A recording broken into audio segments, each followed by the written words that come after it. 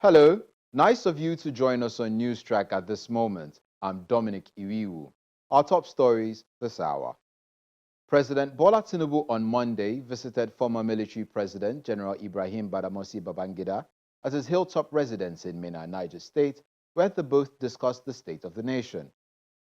President Tinubu had left the venue of the inauguration of the agricultural mechanization project executed by Governor Mohamed Bago in Minna, Niger State capital, straight for the hilltop residence of the former military leader in the capital city.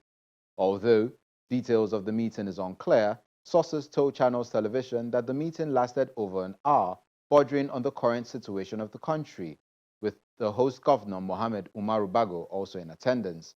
Speaking earlier at the flag-off of the agricultural mechanization revolution for food security and the commissioning of the remodeled domestic terminal of the Bola Ahmed Tinubu International Airport in Minna, the president appealed to state governments to adopt the wage award, saying that the National Executive Council would also adopt it.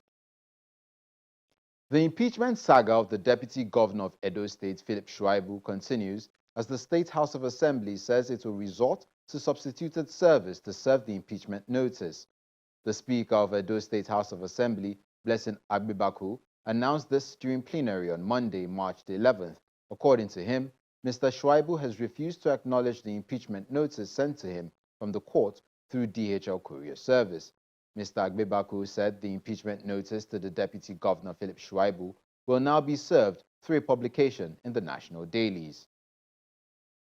The Minister of Power, Mr. Adebayo Adelabu, is recommending capital punishment for anyone caught vandalizing electricity assets and critical infrastructure.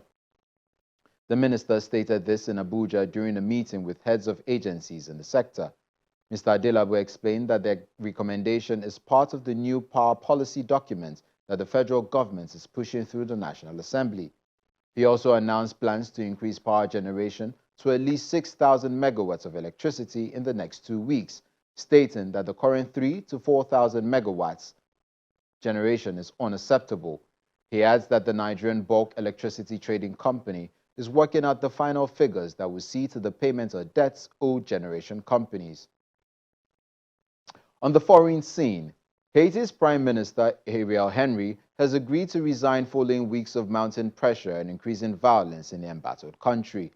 This comes just after regional leaders met in Jamaica to discuss a political transition in Haiti.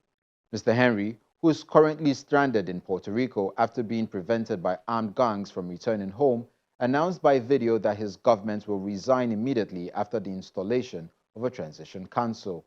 U.S. Secretary of State Anthony Blinken was at the high-level meeting in Kingston, Jamaica, and the State Department spokesman, Matthew Miller, expressed America's position. Rwanda's President Paul Kagame has agreed to meet with his DRC counterpart Felix Tshisekedi to discuss the outgoing crisis in eastern Congo. The decision comes after a meeting in Luanda, the Angolan capital, between Mr. Kagame and AU's mediator in the DRC crisis. In a post on the X platform, Rwanda's presidency wrote that both countries had agreed on key steps towards addressing the root causes of the conflict. Fighting between M23 rebels and Congolese forces has fled in the DRC's east, displacing more than 100,000 people in recent weeks. DRC has repeatedly accused Rwanda of backing M23 rebels. Kigali denies the accusation. On sports, triple Olympic archery champion Ann Chan has missed out a place at this summer's Paris Games after failing to make South Korea's team. Ann became the first woman since 1904 to win 3 archery gold medals at a single Olympics when she triumphed in the individual, team, and mixed team events at the Tokyo Games in 2021. The 23-year-old was eliminated from contention for South Korea's Paris Games team in Monday's national trials after failing to finish in the top 16 of the 24-woman field.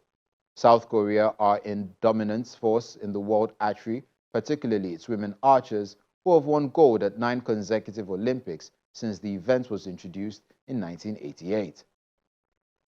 Manchester City goalkeeper Edison is set to miss a crucial clash against Arsenal in the Premier League, owing to a thigh injury as he faces up to a month out. Edison hurt himself when conceding a penalty during Manchester City's 1-1 draw at Liverpool on Sunday. The Gunners travel to the Etihad on March 31st. Edison is also set to miss Saturday's FA Cup quarter-final at home to Newcastle United and Brazil's upcoming international friendlies against England and Spain. And that's all on Sports and News Track at the moment.